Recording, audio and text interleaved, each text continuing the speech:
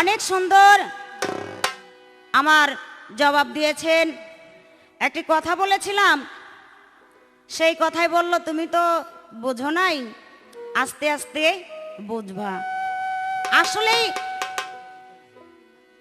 তবে এই পৃথিবীতে যত মানুষ আছে সবাই একদিন বুঝে যাবো, তাই আমি বুঝবো না কেন?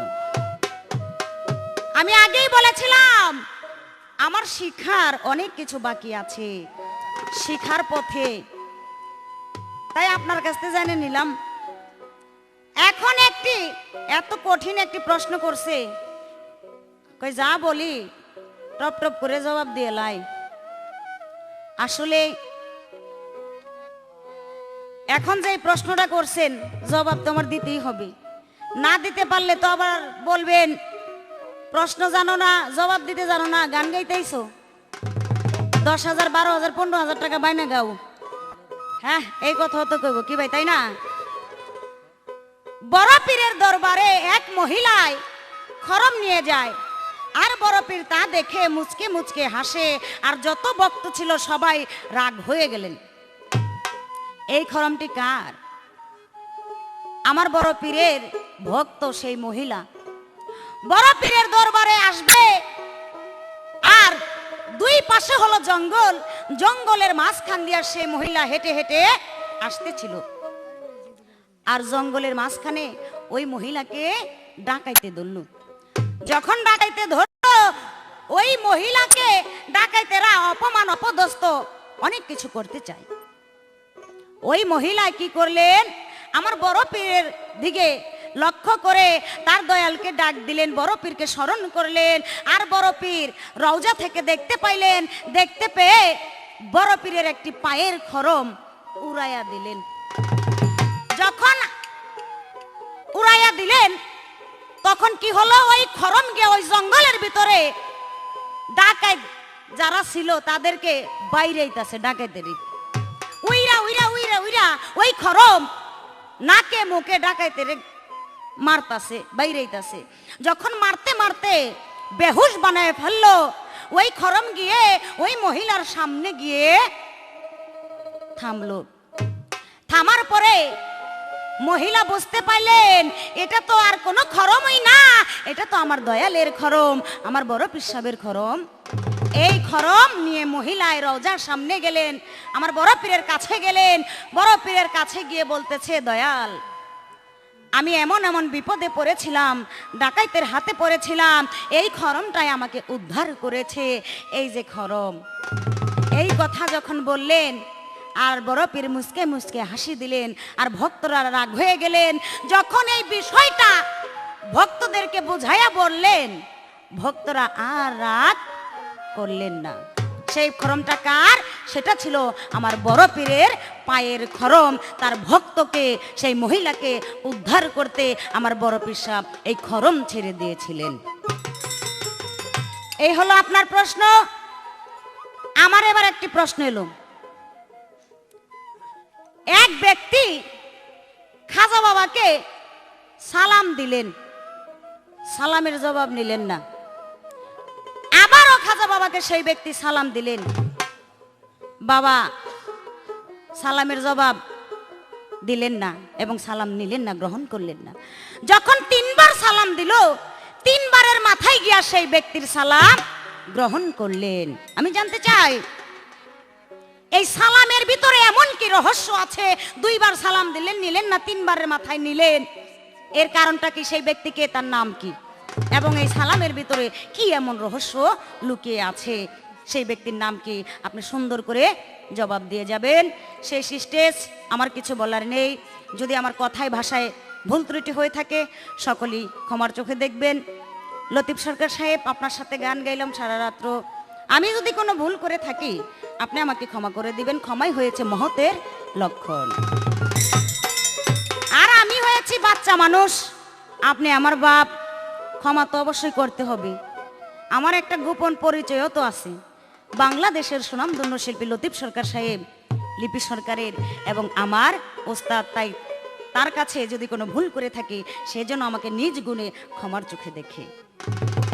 এখন আমার শেষ স্টেজ একটি গান থাকবে, আপনারা নীরবতা পালন করে শ্রবণ করবেন।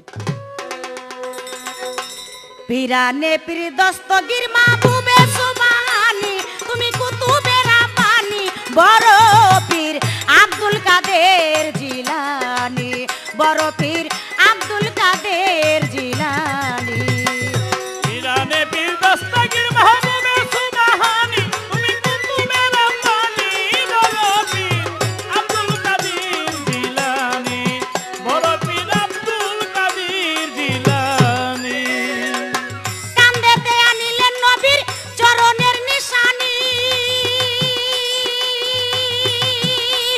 আরে ও বড় পীর কান্দেতে আনিলেন নবীর চরণের নিশানি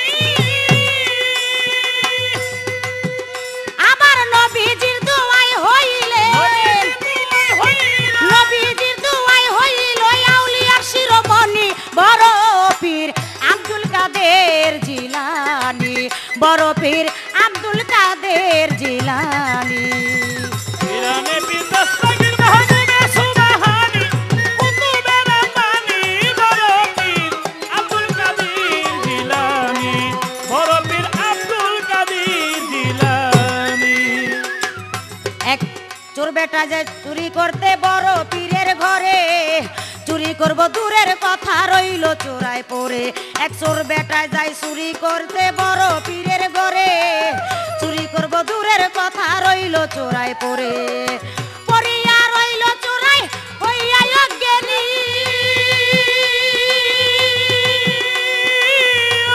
বড় পীর পড়িয়া রইল চোরাই হইয়া অজ্ঞানী ওরে এদিকেতে আস্তে আস্তে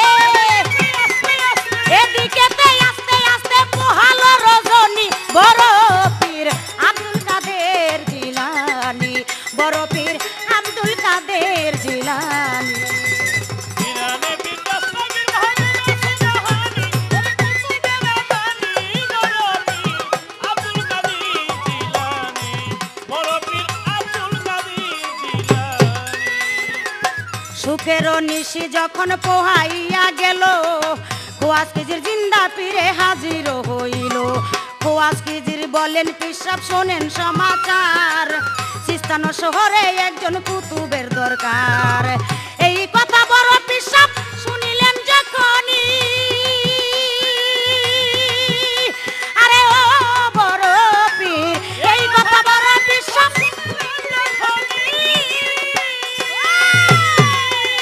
বলে ঘরের পিছে আছে একজন ওরে ঘরের পিছে আছে একজন লইয়া যাও এখনই বড় পীর আব্দুল কাদের জিলানী বড় পীর আব্দুল কাদের জিলানী পিরানে পীর দস্তগীর মাহবুবে সুবহানি কুতুবে রাব্বানি বড় পীর আউলিয়ার শিরোমণি বড় পীর আব্দুল কাদের জিলানী খোয়াজ কিজির জিন্দা পীরে ধ্যান করিয়া চায় তোর বেটাকে নিব হুজুর বলেন কোন কথায় খোয়াজ কিজির জিন্দা পীরে ধ্যান করিয়া চায় তোর বেটাকে নিব হুজুর বলেন কোন কথায় ধনির বাড়ি আইছে চোরাই হইতে বড় ধনী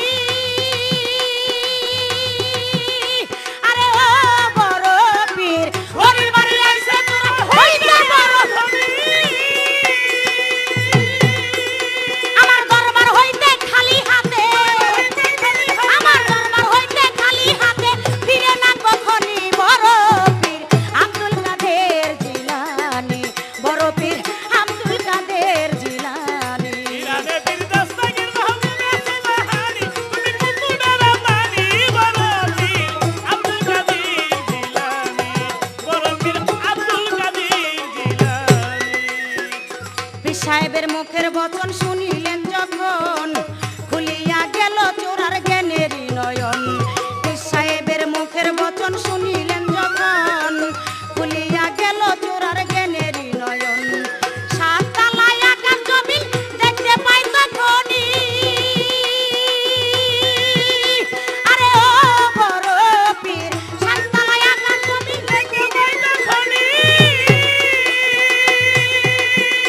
ওরে জারি হইয়া গেল চোরা ওরে জারি হইয়া গেল চোরার এলি মেলু ধুনি বড় পীর আব্দুল কাদের